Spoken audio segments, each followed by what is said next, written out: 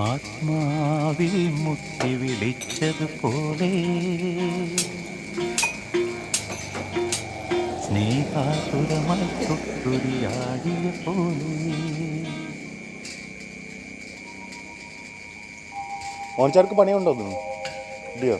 മണ്ണിൻ്റെ ഇളം ചൂടാർന്നൊരു മാറിൽ